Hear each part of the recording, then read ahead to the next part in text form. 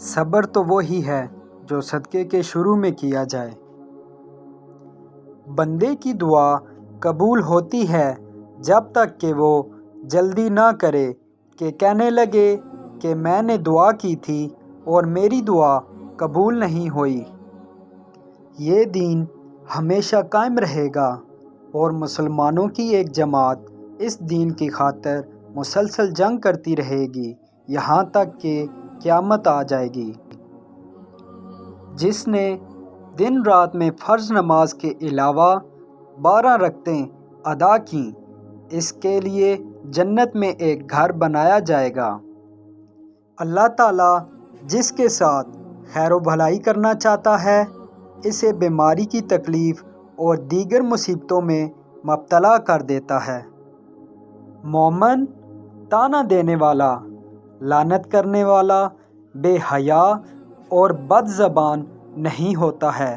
جب بندہ جھوٹ بولتا ہے تو اس جھوٹ کی بدبو کی وجہ سے فرشتہ اس سے 1 میل دور بھاگ جاتا ہے۔ جب اللہ تعالیٰ کسی بندے کو کسی رعایت کا حاکم بناتا ہے اور وہ غیر خواہی کے ساتھ اس کی حفاظت نہیں کرتا تو وہ جنت کی خوشبو بھی نہیں پائے گا۔ جسے پسند ہے کہ اس کی روزی میں فراغی ہو اور اس کی عمر دراز کی جائے تو وہ صلح رحمی کیا کرے۔ جس چیز میں بھی بے حیائی آتی ہے اسے عیبدار کر دیتی ہے اور جس چیز میں حیا آتی ہے اسے زینت بخشتی ہے۔ کسی آدمی کے سر میں لوہے کے کیل ٹھوک دیے جائیں گے، یہ اس کے لیے اس بات سے بہتر ہے کہ وہ ایسی عورت کو چھوئے جو اس کے لیے حلال نہیں، نہ محرم ہو۔ بے شک اللہ کے کچھ فرشتے زمین پر چلتے رہتے ہیں، وہ میری امت کی طرف سے مجھ پر سلام بھیجتے ہیں۔ سب سے بڑی زیادتی یہ ہے کہ آدمی ناحق کسی مسلمان کی بےزتی کرے۔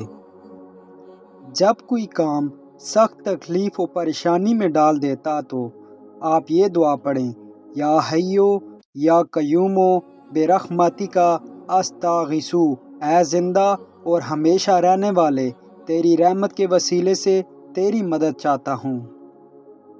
ہر امت کے لیے ایک فتنہ آزمائش و امتحان رہا ہے اور میری امت کا فتنہ مال ہے۔ جس کا آخری کلام لا الہ الا اللہ ہوگا وہ جنت میں داخل ہوگا۔ جس نے خاموشی اختیار کی اس نے نجات پائی۔ لوگ جمعے کی نماز چھوڑنے سے باز آ جائیں، نہیں تو اللہ تعالیٰ ان کے دلوں پر مہر لگا دے گا، پھر وہ غافلوں میں سے ہو جائیں گے۔ جہنم سے بچو، اگرچہ کھجور کا ایک ٹکڑا دے کر ہی صحیح، مگر ضرور صدقہ کر کے دوزخ کی آگ سے بچنے کی کوشش کرو۔ مومن کو کوئی تکلیف نہیں پہنچتی، نہ تھکاوٹ، نہ بیماری، نہ غم، حتیٰ کہ کوئی فکر بھی جو اسے فکر مند کر دے، مگر اس کے بدلے اس کے گناہوں کو مٹا دیا جاتا ہے۔